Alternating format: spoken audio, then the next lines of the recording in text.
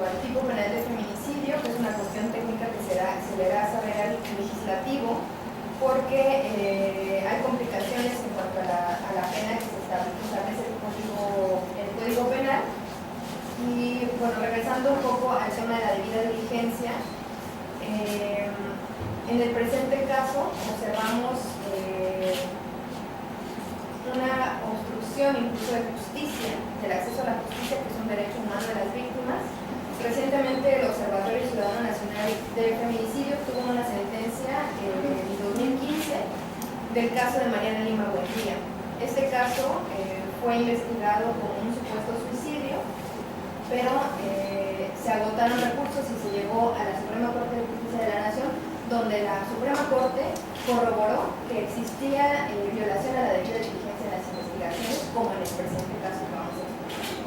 Entonces, la Suprema Corte concluye que esa violación grave a la debida diligencia obstruye el acceso a la justicia de las víctimas, el derecho a la verdad y el derecho a la reparación del daño, a la reparación integral.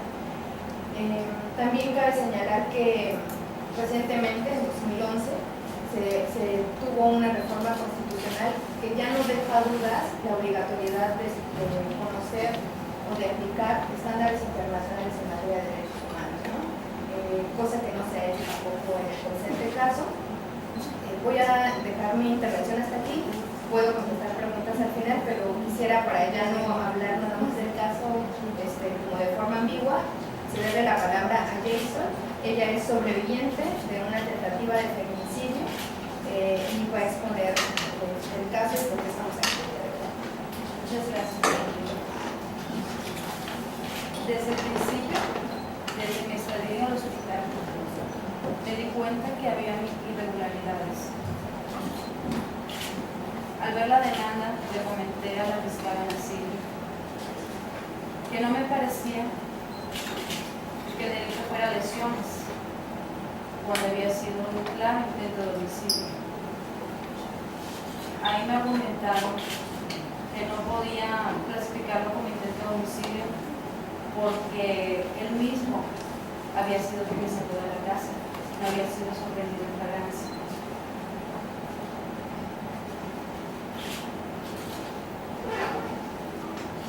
Después de eso le solicité un asesor legal ese mismo día y me dijo que un asesor legal solo te ofrecería las investigaciones. Se negaron a nombrar a un asesor legal. Para esto el tipo me agresó, intenta asesinarme dentro de la casa, tomándome por sorpresa por la espalda. Me agrede con 37 puñaladas, cortes sin cara por tu cabeza. Y eso no le parece suficiente al Ministerio Público para que sea un intento de homicidio. Después de eso, cuando salgo del hospital y me tengo el primer acercamiento al Ministerio Público, la fiscal se niega a atenderme, me manda con Jimmy, su colaborador, Giovanni, perdón. Y para mirar las fotos del peritaje le digo que no era toda la sangre que había derramado, que yo había salido gateando del baño hacia la puerta y que había de hecho dejado charcos de sangre, porque incluso en las fotografías se ven las huellas de las manos, porque intenté salir gateando de la casa. En la puerta de la casa están las huellas de mis manos. A lo cual solo me responde que no podía, que no debía mencionarlo porque eso podía ser una excusa de la defensa del imputado para librarlo del caso. Le pedí y le solicité la prueba de aluminol y se negó, porque eso iba a afectar la investigación, afectar las alegatas para el imputado, ¿no? Que iba a tomarlo a favor de él. Después de eso, cuando los magistrados deciden dejarlo libre porque las lesiones, argumentaron que las lesiones fueron con arma blanca, que para que amerite una prisión debería haber sido con arma de fuego. Le pedí al Ministerio Público razones por qué no había solicitado una medida cautelar, porque él había cambiado, porque no solicitó un amparo. Dijo que porque estaba en su derecho, que no había sido violentado ningún derecho, que tenía una carga pesada de trabajo. Los asesores jurídicos fueron amedrentados, me dijo que no podían hacer nada. Retiré un razón, consulté con muchos abogados y nadie quería pasar.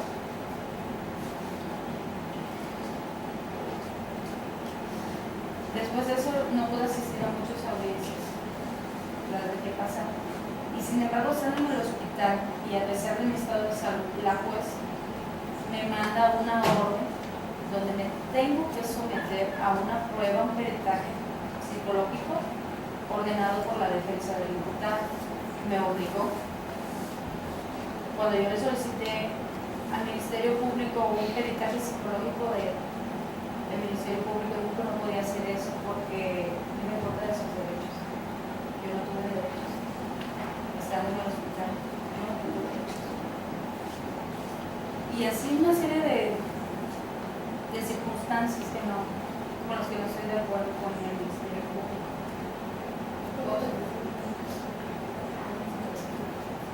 Que tengo desorden del límite de la personalidad y padezco de automutilaciones.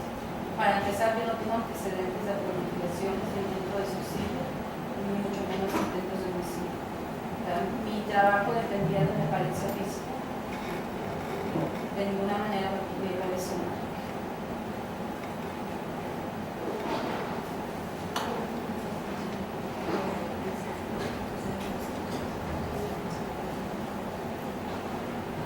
Esto a un año, luego todo sucedió la noche o la madrugada del 30 de enero del 2015 y estamos a fechas de febrero del 2016, mi caso no ha sido resuelto, aún a pesar de que se supone que tenía un nuevo sistema ahora, no debía demorarse tanto y han estado alargando los plazos me quieren amedrentar y de cierta forma coaccionar para que acepte una reparación del daño de 150,000 pesos. Se baje la tipología a lesiones simples y que me quede callada, porque eso es para que la familia me ayude, la familia del imputado, porque si no me voy a quedar sin nada. Y no solo no vas a reparar el daño, sino que va a quedar libre. Haga lo que haga. Ok, bueno, yo soy la actual coadyuvante, asesora jurídica de Jason. Y básicamente por su propia narrativa, y si ustedes se pueden dar cuenta, ella presenta una afectación emocional, o sea, tan es así que le es un poco pues complicado y difícil volver a contar esta situación, ¿no? Estamos ante unas violaciones de sus derechos fundamentales y sobre todo del debido proceso a una defensa adecuada. En este nuevo sistema de justicia penal que empezó, si no recuerdo, aquí en el estado de Campeche, empezó en diciembre del año 2014, me parece, más o menos. Estamos hablando del nuevo sistema. No podemos pasar desapercibido y dejar de claro que la naturaleza de ese nuevo sistema de justicia penal es que se resuelvan rápido y concreto este tipo de asuntos. Entonces, de entrada tenemos que existen violaciones al debido proceso, que ella no recibió una defensa adecuada, que ha pasado más de un año desde que sucedió el hecho y tampoco ha recibido una reparación del daño moral, material y obviamente por ende ni siquiera hablar de un daño integral. El Ministerio Público ha sido muy omiso al realizar lo que son sus investigaciones, a tratar a realizar una coadyuvancia junto con la víctima en este caso. Ha pasado desapercibido que independientemente de que él es el investigador y el que tiene la dirección de la investigación, no debe de pasar desapercibido y de olvidar y hacer un lado a la víctima y los derechos, sobre todo protegerlo, porque no solamente nuestra Constitución lo establece en su artículo 20 constitucional, sino también tenemos la Ley General de Víctimas del Delito. En este caso estamos hablando que es un delito con perspectiva de género. Tenemos la Ley de Violencia contra la Mujer y hay demás ordenamientos jurídicos que yo pudiese mencionarles, incluidos tratados internacionales y el propio Código Nacional de Procedimientos Penales que lo tiene establecido. Entonces, Desde lo que podemos observar claramente que independientemente de que ha transcurrido un año y de que han estado acortándolo con recursos tan vagos como lo puede ser una apelación, un amparo, notificaciones mal realizadas, porque hay notificaciones que tienen que ser realizadas de manera personal, incluso por parte del juez de control. Estamos ante ahorita están sometiendo a Jason o queriendo tratar que Jason llegue a un acuerdo reparatorio que no es pues justo, y que independientemente de que si sea la cantidad o no la cantidad adecuada de una garantía económica o bien de una reparación de un daño integral, no podemos hacer a un lado que ella reconoció a su agresor, que fue su pareja sentimental, la que la intentó matar, o sea, la quería matar. No lo hizo porque ella logró salir de ese lugar y porque recibió la atención médica adecuada en su momento oportuno, porque si no, ella aquí no estaría ahorita platicando. Entonces, nosotros a Jason le notifican el 14 de enero que apenas iba a entrar a la segunda etapa del nuevo proceso del sistema, que es la etapa intermedia. Esta etapa básicamente se trata del debate que va a haber entre las pruebas que ofrece la Fiscalía y la defensa del imputado, ¿no? Entonces, en este caso tenemos que si la Fiscalía no quiere irse a una etapa intermedia o quiere llegar a lo que es un acuerdo reparatorio, es porque observa claramente que hay deficiencias en su investigación, independientemente de que Jason denunció un homicidio en grado de tentativa y lo que el Ministerio Público vinculó a proceso fueron unas lesiones calificadas, que ahorita le quieren decir a Jason que como ella ya está, pues, digamos, bien, quieren reclasificárselas a unas lesiones. Básicamente yo como su asesora jurídica lo que queremos lograr en la audiencia, esperando tener de un lado lo que es los criterios del juez, debidamente fundando y motivando los actos como se debe de hacer, es regresar a la etapa complementaria en la que empezaron las violaciones a sus derechos fundamentales como víctima y las violaciones al debido proceso.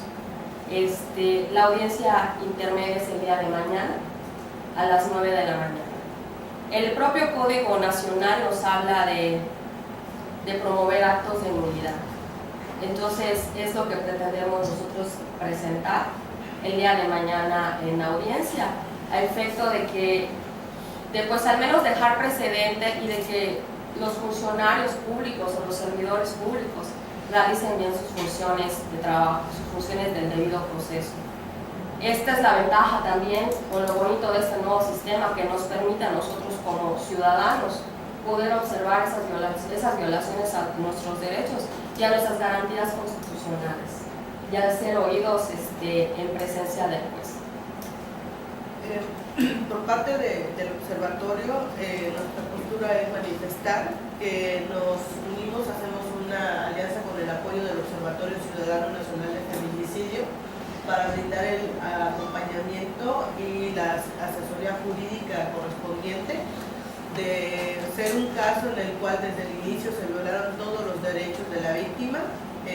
Asumimos el caso con el apoyo del Observatorio Ciudadano Nacional de Feminicidio, que tiene toda la experiencia de haber obtenido la sentencia de Mañana Lima, que es la primera y la más importante que se ha obtenido por parte de la Suprema Corte de Justicia de la Nación en materia de feminicidios, de violencia feminicida, y que establece que todas las investigaciones tienen que hacerse con debida diligencia y que se tienen que considerar todos los contextos de violencia previa en los cuales vivía la víctima.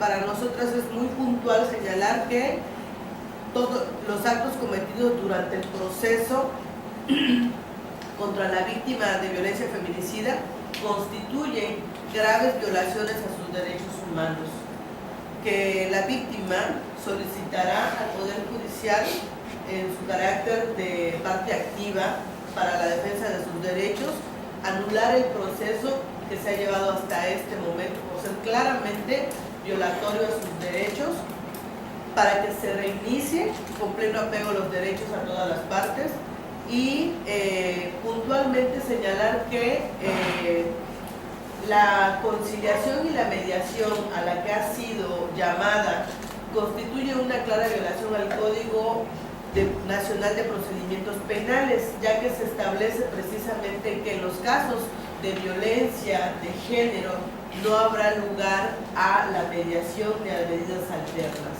Esto también está en la Ley General de Acceso a una Vida Libre de Violencia, es una de las recomendaciones de los mecanismos de seguimiento para la Convención de Belém do Pará, que es un mecanismo internacional, y que hemos reiterado en otras ocasiones, hemos insistido y hemos llamado a las autoridades a señalar que no cabe la mediación en los casos de violencia de género, y este es un caso concreto específico, que el simple hecho de llevarla a la mediación evidencia la falta de criterio, debida diligencia y sobre todo de pleno respeto a sus derechos. Hasta aquí nosotros lo que le diríamos, y si ustedes tienen algunas preguntas, con mucho gusto se las respondemos. ¿Dónde será la audiencia? En la sala de Independencia. Las audiencias son públicas, como ustedes saben, nomás no pueden llevar cámaras y todas esas cosas, porque así se promueve en el Estado. Estaría muy bien su presencia, porque lo que vamos a comentar el día de mañana tiene que ver con una decisión que debe tomar el Poder Judicial, ¿no? Se le va a hacer la petición de la nulidad de este procedimiento por la violación a la debida diligencia de investigación, es decir, que se regrese a la etapa de investigación para que lo hagan bien, por así llamarlo en términos más sencillos, pero justamente estamos también pues esperanzadas en que el Poder Judicial tome esa obligación o dé cumplimiento a esa obligación, que justamente lo que estaba diciendo de la reforma de 2011, los jueces a nivel nacional, sean federales o locales, tienen la obligación de cumplir con el control difuso de constitucionalidad. ¿Qué es el control difuso? Que ellos, por su propia cuenta, pueden conocer de violaciones a derechos humanos y resolverlas, ¿no? O sea, resolverlas implicaría que va a escuchar lo que vamos a manifestar sobre las violaciones en investigación y tendría que estar resolviendo con la nulidad del procedimiento, ¿no? Sin necesidad de que nosotros nos vayamos al amparo, porque de todas maneras ese es un recurso y un derecho que tiene la víctima y que lo vamos a votar en caso de que el Poder Judicial se niegue a garantizar los derechos humanos de la víctima, de Jake, sobreviviente de violencia feminicida, y pues lo único que podría el PA lograr es que evidenciemos las violaciones que el propio Poder Judicial también ha permitido, porque esto ha sido también en audiencias de control, donde se ha manifestado y se ha difundido los hechos que son más que evidentes, o sea, no hay nada que decir más que una persona que es sometida a 37 puñaladas no es víctima de lesiones, ¿no? O sea, fue una tentativa, o sea, el objetivo era quitarle la vida, ¿no? Entonces, esa indolencia del Poder Judicial también pues, la vamos a evidenciar, pero siendo garante de derechos humanos tendría que resolver con la unidad de procedimiento. ¿Qué pasará o cuál va a ser la postura de la afectada si les niegan esta vinculación? Tenemos el recurso de amparo, ¿no? O sea, eso es un derecho que se va a votar, pero que esperamos que sea a nivel local y se resuelva el conflicto y la violación a los derechos humanos de la víctima.